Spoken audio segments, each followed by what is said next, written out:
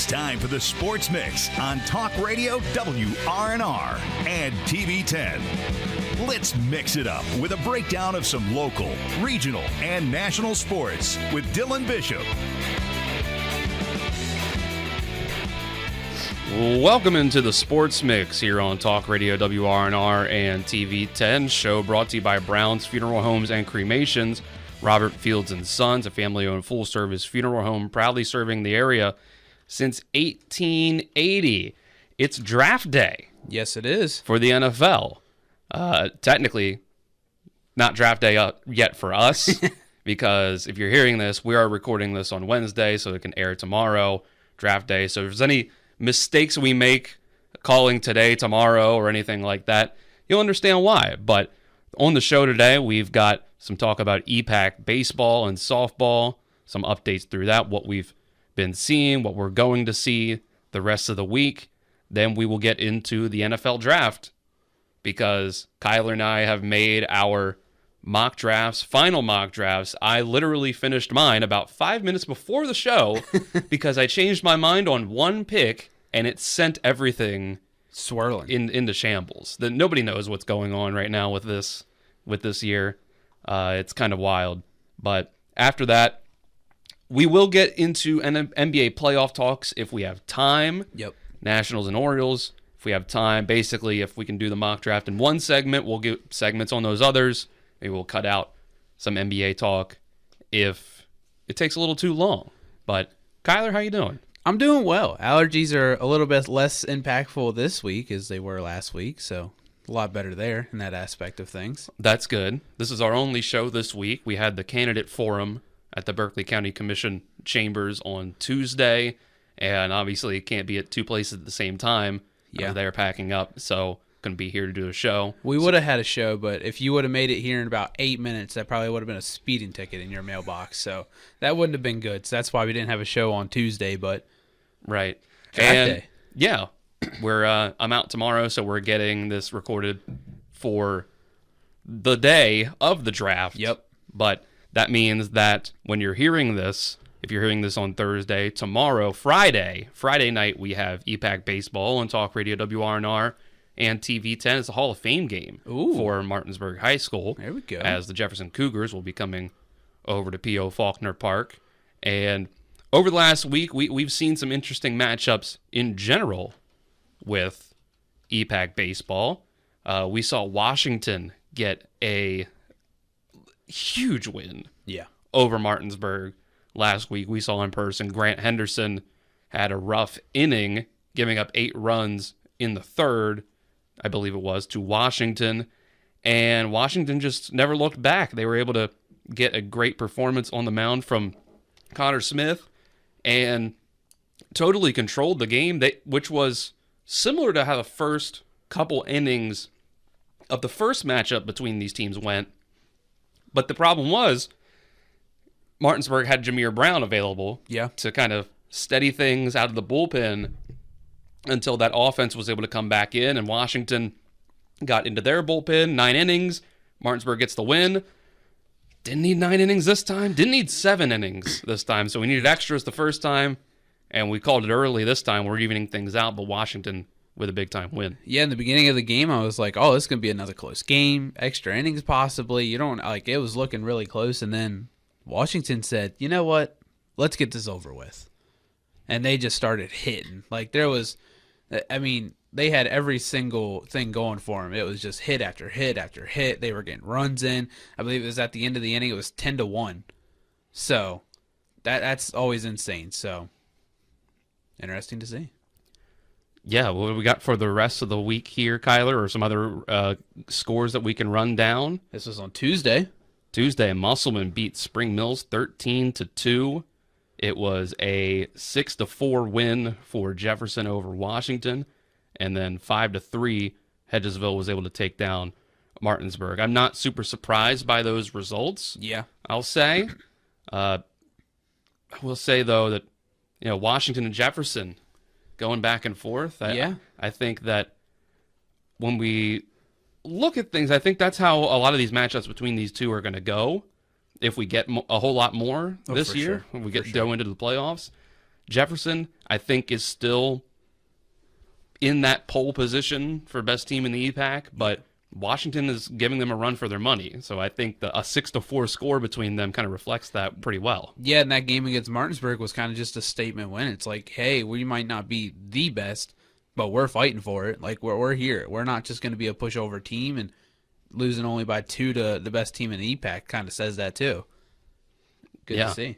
And Spring Mills, we were having some optimistic thoughts on their season, and I think you still can, but I think we would have said Musselman versus Spring Mills could have been a close one, and it was not in the end. Yeah. And aside from that, Martinsburg, hey, you didn't get no hit by Hedgesville this time. Yeah, it's a lot better than last time. But the offense still pretty quiet. Yeah, unfortunately, you still lose at home, still by 2 runs, but you didn't no hit. So it's the little wins that you got to count. I feel like in these kind of games, in the EPAC games, it's the little things. Obviously, you want to win. You need a win for most of these things. So you lost, unfortunately, but you didn't get no hit, so it's still improvement. And now if you get a chance to see each other in the postseason, then you got more room for another improvement. Maybe they'll make it a 1-run game, or they'll win the game. Yeah. So it's always room for improvement, and I think they're showing it. Yeah, Jefferson and Martinsburg is, again, the one that we have on Friday. Yep.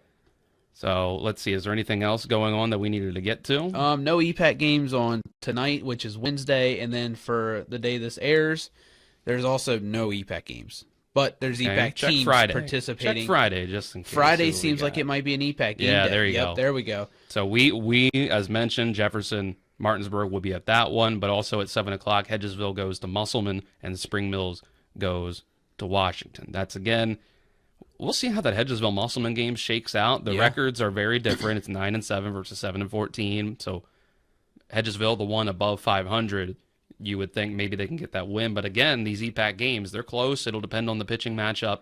And the last time they played, it was a good matchup, I believe. Yeah. Because we had that game for them right there. I mean, it was a good game. So it's always EPAC game. It's always something exciting. You never know how it's going to go. Yeah, played it close at Hedgesville. Now it's at Musselman this time. And Spring Mills, Washington. Like we said, Spring Mills, when they just lost by over 10 to Musselman, you wouldn't think they could beat Washington, but you never know. And I think if they bounced back off of that, we would be able to be really impressed by them and maybe be a little higher on them for the rest of the season. Yeah, this is definitely probably just a get-back game for them overall. Losing by 11 to Musselman on Tuesday. Now you get a chance to go up against another EPAC team on Friday. It's definitely something you got to prove. In Washington, they lost, so they're all kind of in a prove-it kind of matchup. But Washington's at home, so this will be interesting to see. All right, with that, we'll get into our first commercial break here on the Sports Mix. When we come back, we'll get into our mock draft for the NFL draft. Let's get to it. Coming up when I don't know what's going on, but we're going to try our best, We're going to try. Now, back to the Sports Mix on Talk Radio WRNR 106.5 FM, AM 740, and TV 10.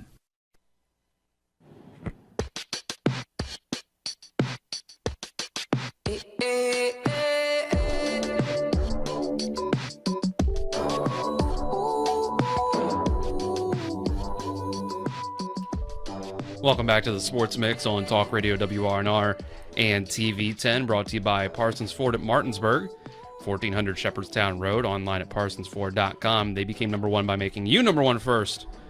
Parsons, the NFL draft. It's live. It is. If you're listening to this on Thursday, it is tonight. Yeah. Hours away. We are recording this on Wednesday. The draft is in the best city in the world, Pittsburgh. I had to. I'm sorry. You're a Baltimore fan. I had to. It's Pittsburgh. Fair enough. And it's actually a nice place. That's kind of like the first time I visited there. I was like, man, this place is actually nice. I was kind of hoping this place sucks. Like, it doesn't. It's a nice. I'm just so confused on where, like, I know where they're gonna have it because I know that was the longest question. But have you ever been to the stadium, like where the Steelers play in Acrisure? I've been at that place where the rivers connect. Yeah, so like right in there, I was like, where are they going to have it? Because there's a little section where there's a fountain and there's a massive field. So I was like, oh, maybe they'll have it there. but it also just doesn't make sense because it's not right beside the stadium. Like in Green Bay last year, they had it right in front of the stadium in the parking lot. Pittsburgh don't have a big parking lot. But they are putting it on the side of the field, and people were talking about how they killed a bunch of trees. Apparently, those trees just were removed. So those were just fake trees. I don't know what city of Pittsburgh's got going on, but apparently, well, give it maybe a couple weeks after the draft, and we might see those trees again. I don't know. Pittsburgh can be a weird place sometimes, but it's interesting. Yeah. All right. It's going to be crowded down there. Yeah. I don't know how ready for that they are, but I guess we're about to find out. Because last year in Green Bay, it was, hey, we got parking. Pittsburgh, you ain't got no parking. You got apartments. Yeah. You don't have houses to park at. So you're either riding a long time or figuring something else out. So it's going to be interesting to see. All right, Kyler. So I think the way we can do this is we'll break it down a little bit at first. Okay. We'll do our top fives, and then I think we'll break into 6 through. We'll do back and forth top 5, back and forth 6 through 10, and then maybe we'll just keep that going. Maybe we'll switch to 11 to 20, okay, and then 21 to 32. Do it like that. All right. So let's start things out. Go ahead, Kyler, if you want to start out with your top 5, how you're feeling. My top 5, as you can see it on the board or on the screen right now, if you're watching on the TV side, mine's on the left. So if you're looking at your screen, mine's on the left. I got Mendoza going 1, Reese going 2, because I feel like the Jets just need that defensive standout. They went heavy on free agency. I think they go heavy on this one here. And now I have, because the Cardinals have been constantly talking about trading up, or not trading up, but trading down, getting out of that number 3 spot. Mm-hmm. So I think that's what they do. But I think the Saints are like, hey, let's get somebody to pair with Chase Young because he's getting older, but we need that guy. We need that defensive guy. So they get David Bailey with a trade in Arizona. Now, I don't have trade details. I was just saying they're trading up. And then you're going to have to help me with the name for the Tennessee guy, the Francis Maui Noah. Maui Noah, okay. That's going to be an interesting one for Roger Goodell to say. Noah from Maui. Maui Noah. Maui Noah going 4 to Tennessee. My thought process on that one was you got Cam Ward back in that backfield. You want to keep him there. Mm-hmm. You got a new stadium coming in, I believe. That's what I was seeing. You need to keep Cam Ward healthy and safe. Keep him upright. Get that tackle help. And then you've got Carnell Tate going to the Giants. Sniping him right before that Cleveland could get there, before he can stay home. That's going to make a lot of people in Pittsburgh happy to not have to place him twice a year. So Carnell Tate gets some help, helps out Malik Neighbors. And then, as you can maybe see later on in the 10th pick, it's going to get interesting. But now, if you want to go ahead for your top 5? I think I think it is interesting. We have actually your player at 10 is my player at 5. Yeah. So for the top 5, here's how I've approached this. Okay.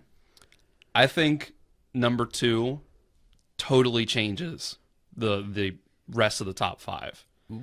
And I think if we've really tracked the draft here, there was a thought process of who the Cardinals were looking at, who the Titans were looking at, who the Giants were looking at 3 through 5, and it's I think it confused a lot of people because about 2 weeks out to the draft, all the big draft insiders were coming out and saying, I've been hearing it's David Bailey at number 2.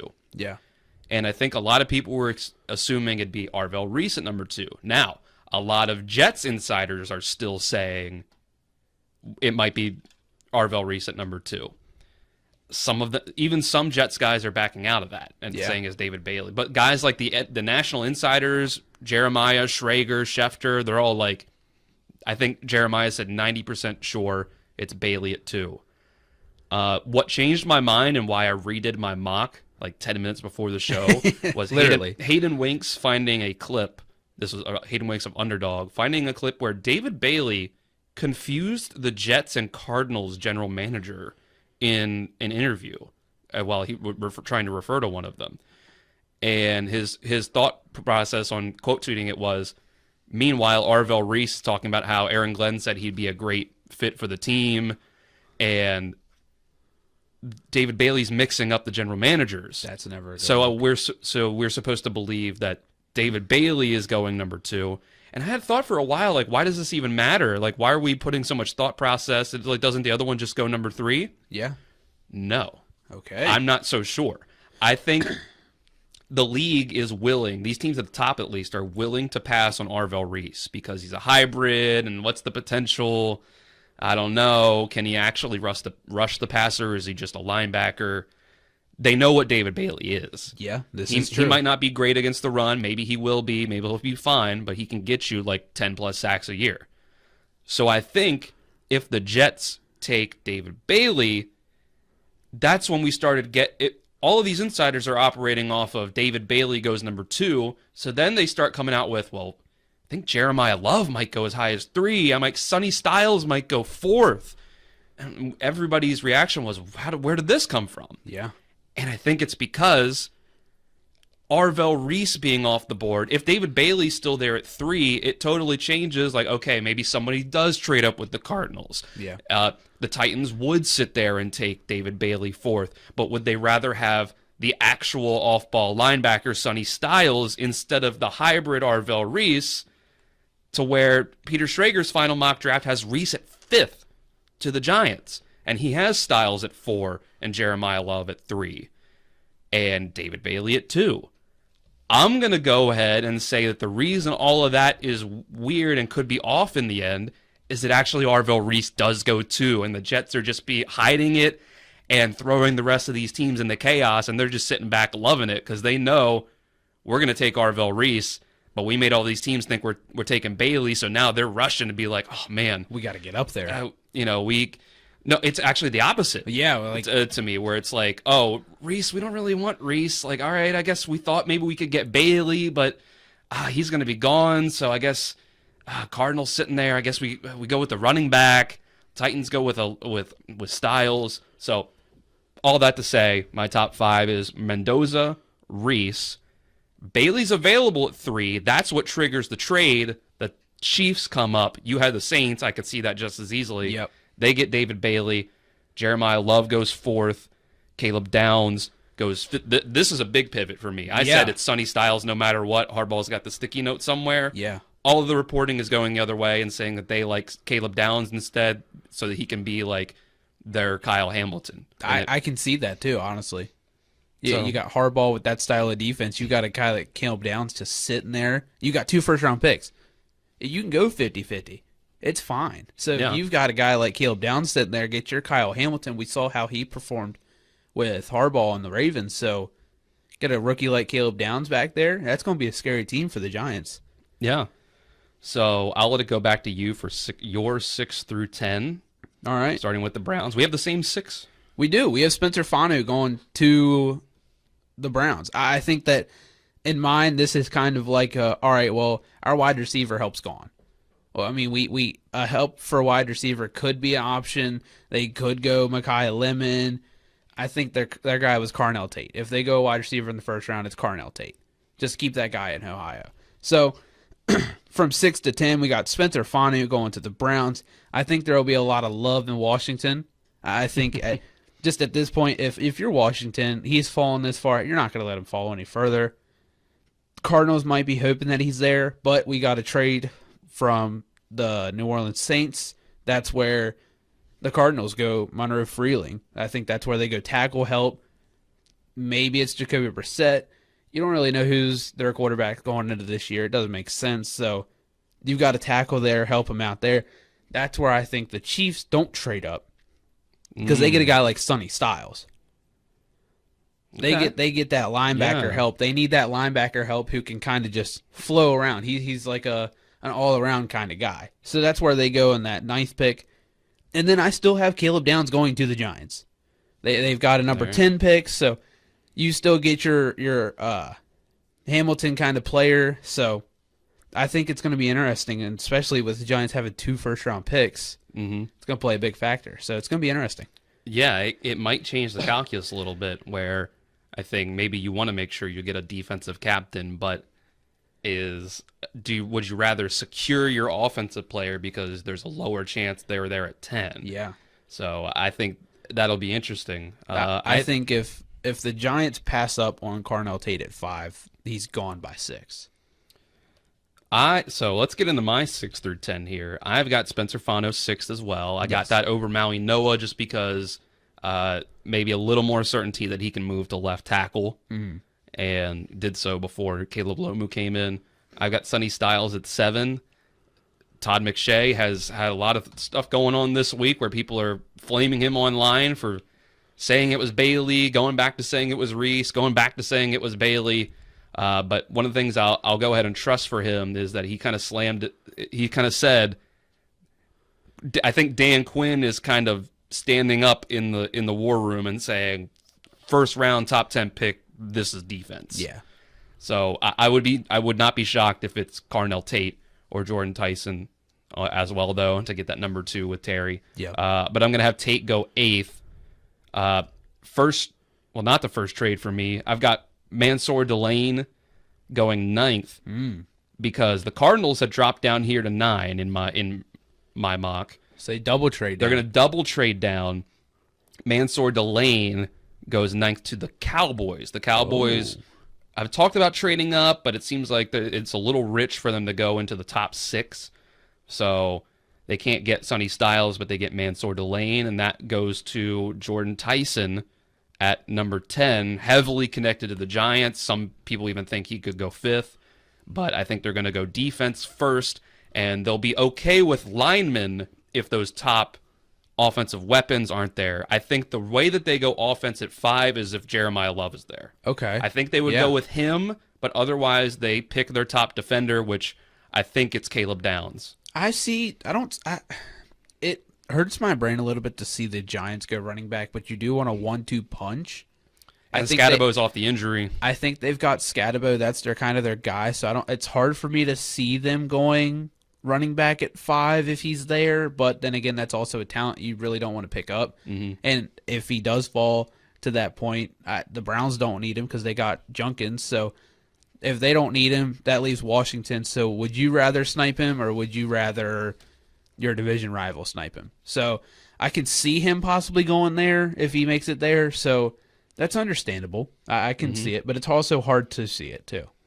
All right, so we've gotten through both of our top 10s. Let's just recap it here. Kyler has Mendoza, number 1, Reese, 2, Bailey, 3. This is the Saints trading up for Bailey. Yes. He's got Maui Noah to the Titans at 4, Tate to the Giants at 5, Fano to Cleveland at 6, Love at 7 to Washington.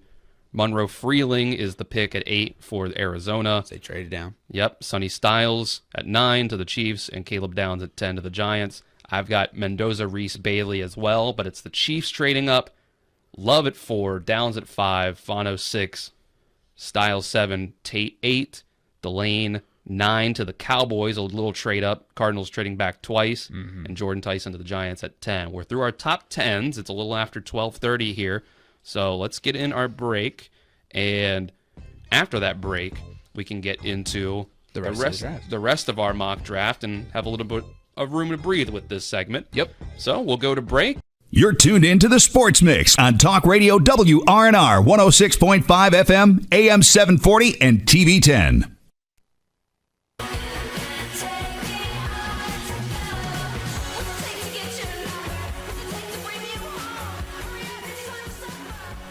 Welcome back to the Sports Mix on Talk Radio WRNR and TV 10, brought to you in part by Hagerstown Ford, revolutionizing the car buying experience. Buy your next vehicle online. They'll deliver it to you, and if you don't like it, they'll take it back. Visit them at FordofHagerstown.com. We got through the top 10 of our mock drafts for the NFL draft this Thursday night. Before the break, we'll continue past number 10. We'll go like 11 to 20. Okay. And kind of stop from there. So talk about any discussion points. Yeah, I'll go ahead first with mine here. I'll give a little bit of a breakdown where I see fit. I've got Francis Mauigoa still on the board at 11 for the Dolphins. I think offensive line, if they like one there, can definitely be the move. Here's an interesting one. I have the Cardinals having now traded back twice from 3 to 9 and then 9 to 12. The idea would probably be here, well, they maybe would stick at 9, Maui Noah. Like, you just trade back a little bit, then it makes more sense to get your right tackle. Yeah. there's some stuff coming up as we get closer to the draft about how badly the Cardinals want Ty Simpson to be their quarterback. And I think it has to do with Ty Simpson. He's come out and said publicly, basically, we ran the same offense the Rams do. And Mike LaFleur is now the head coach of the Cardinals. He was the offensive coordinator of the Rams last year. And I've heard that the Rams really like Ty Simpson. And I don't know that they would pick him at 13th overall, but I think potentially the Cardinals think that they could. So you get this trade back. I got to this point in the mock draft, and I said, if the goal is right tackle and quarterback, if we're not sticking at 3 and getting Jeremiah Love, best player on the board, I'm looking at how many offensive linemen are still on the board, and that tackle run that's supposed to happen in the teens, I think it'll come, but there's right tackle options into the 20s potentially available. My thought was, we just get the quarterback now, and then we don't have to worry about that. We can just find our trade-up spot for the right tackle, but we make sure we get the quarterback. This team that we've traded now to the pick right before, we think maybe they could take him as their quarterback of the future. The rumor is that if they didn't trade the 29th pick for Trent McDuffie, Rams probably would have liked to have taken Simpson there. I could see it. I don't know. So I'm going with that. I'm going with Ty Simpson, and then the Rams decide, let's just trade back, because guess who's still on the board? Ruben Bain. They didn't really need D-line. Yeah. Who's going to come up for him? Howie Roseman. Howie Roseman makes a splash move, 23-13, to get Ruben Bain ahead of the Ravens. And then I've got the Ravens at 14. I'm not going with Vega Ioane. I'm going with Mekhi Lemon. Wow. I think This would suck. My gut tells me that the Ravens would pick Mekhi Lemon if he's there. They would take Vega Ioane if he's not. And they would take Kenyon Sadiq if neither of them are there. And if for some reason they're all 3 gone, maybe that's the trade back spot.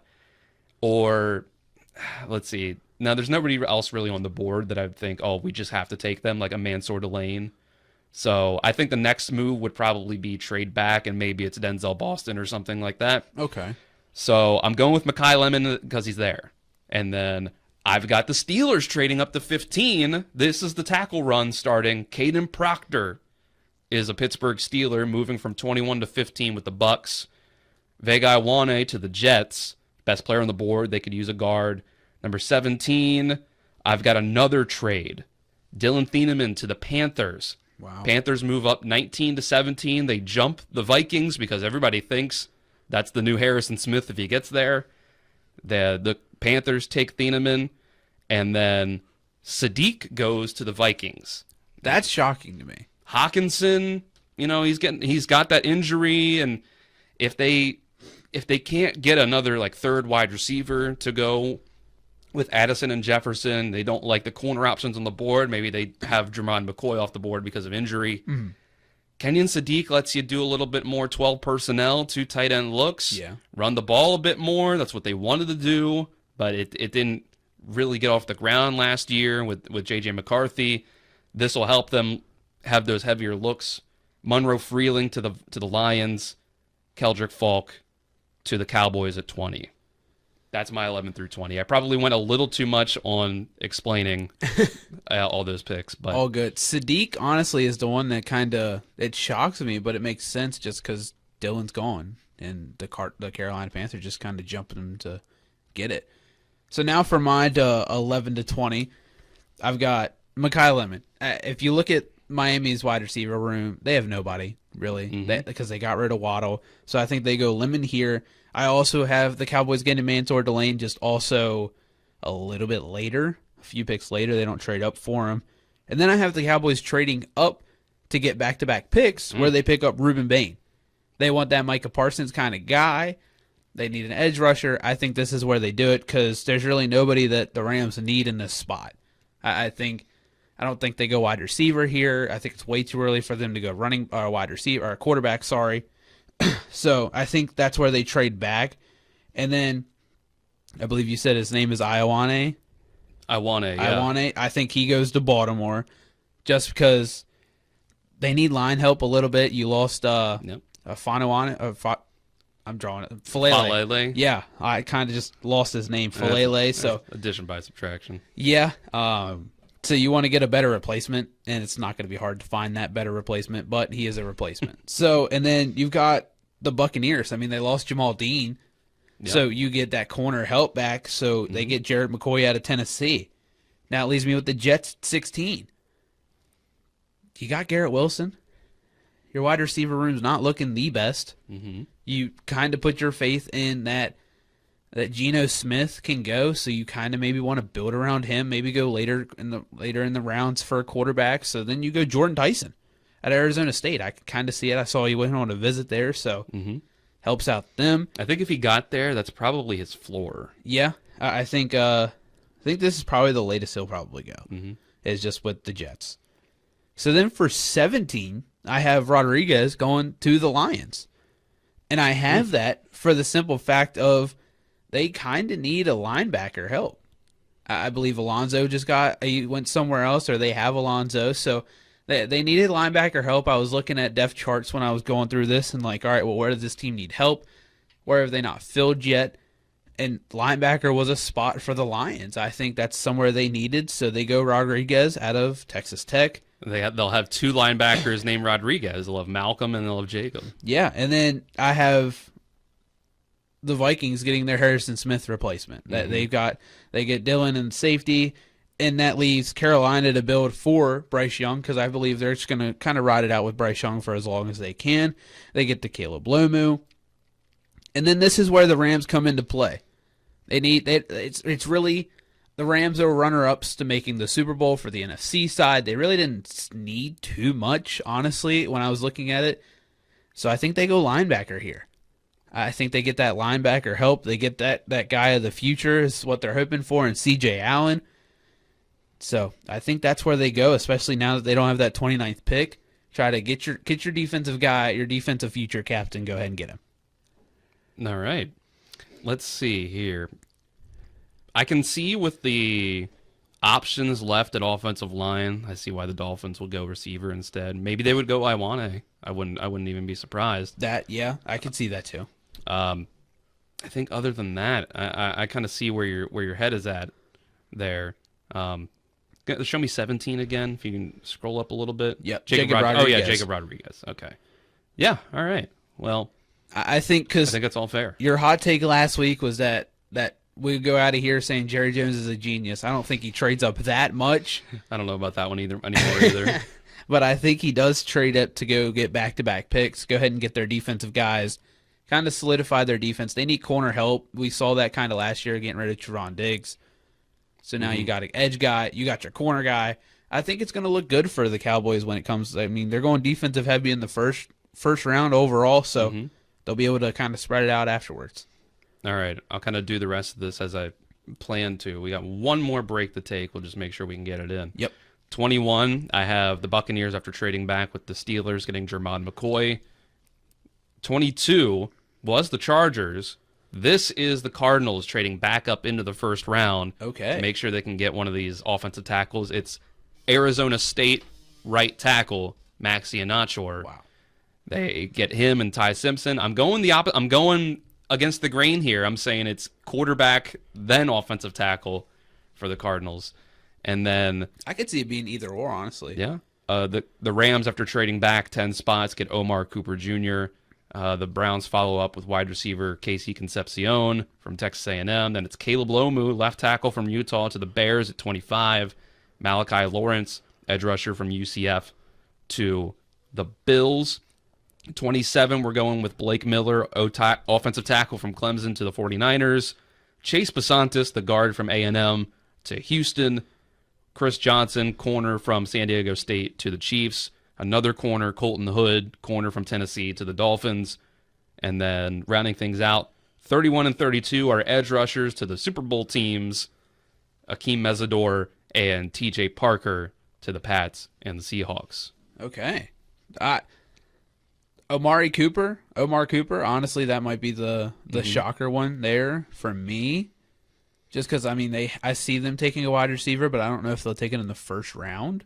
I don't know. This was a McShay thing this week that said that he he thinks the Rams are really into the second round receivers, but from what I know and what I've read, there's plenty of teams that have second round ish grades on Omar Cooper, and maybe it's just you feel a little better about him.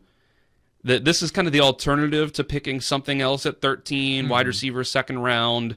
I could definitely see a situation where they say, yeah, we'll take wide receiver in the second round so that we can get our quarterback of the future, Ty Simpson, 13th.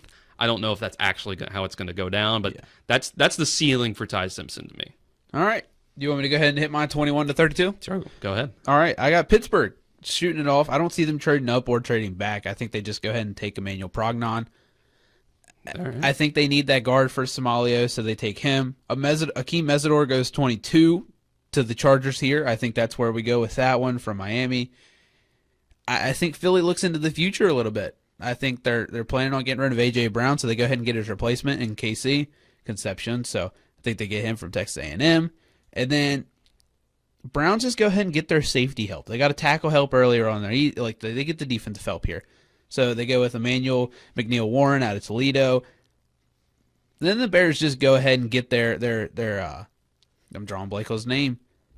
Wide receiver, right? Yeah, he went to Denzel Boston. Yeah, they go Denzel Boston, who went to the Bills. I'm drawing blank. Anthony Hill Jr. Yes, he went to Anthony Hill. So I think they go linebacker there. They don't. This is probably the year that DJ Moore. That's who I'm thinking of. That's who they replaced with Denzel Boston. Oh yeah. And then you got Anthony Hill going to the Bills there. The 49ers go ahead and take Chase Bastonis, I want to say. I believe it's Basantis. Basantis. Or Basontis. This is a draft for awkward names. There are some names in here. There's some names. And then you got Keelan Rutledge going to the Texans. I see Baltimore trading back into this round with the Chiefs in that 29th pick to get Kenyon Sadiq. Avion Terrell going to the Dolphins. TJ Parker going to... I've got also edge help going to the Patriots in that 31 spot, TJ Parker. And then if you look at Seattle's team, they don't really need too much help. They don't really. So I go with Jadarian Price out of Notre Dame for that running back help to get your Kenneth Walker replacement. So yeah, that's my 21 to 32. That's kind of where I'm sitting at right now. So it's interesting. It is. I think, let me see. I liked the idea of Emmanuel McNeil-Warren to the Browns. I had that probably as a week ago, as soon as a week ago.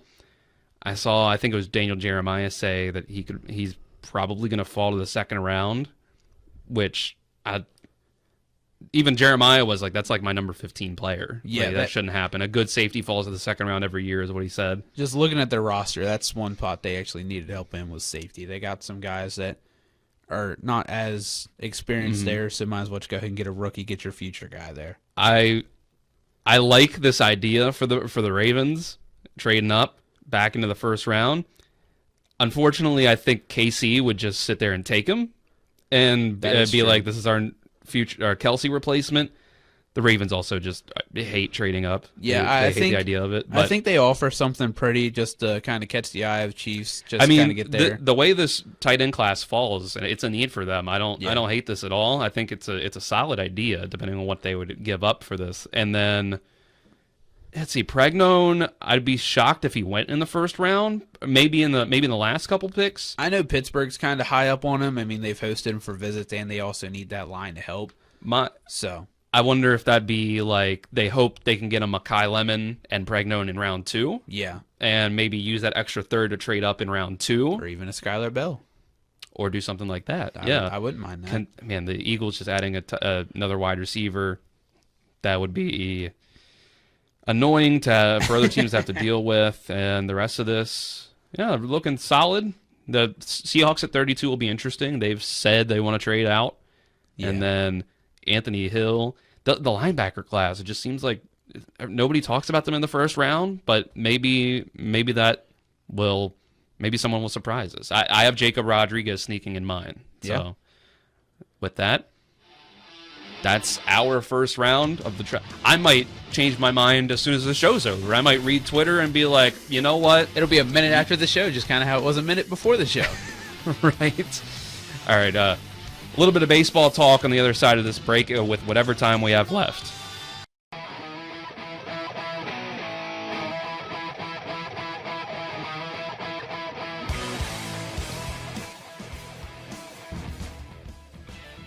we're actually getting right into the outro here. Yes. Because we're in the last minute of the show. Nationals and Orioles still not feeling too hot about either side. The Orioles are at 11-13 this season. The Nationals also at 11-13. Did you think really we would get multiple weeks into the season? It's almost May, and the Nationals and Orioles have the same record. That was not the expectation. Yeah, definitely not what I was thinking at all. So, yeah, I just don't know how the Orioles, where the runs are going to come from. These young guys in the lineup are struggling. Yeah. It's frustrating. We'll see how they finish things out against Kansas City and move on to Boston for the weekend. You know a team that didn't know where the runs came from? WVU baseball, 23-1 on Tuesday against Pitt. Embarrassing. I'm going to act like that didn't even happen.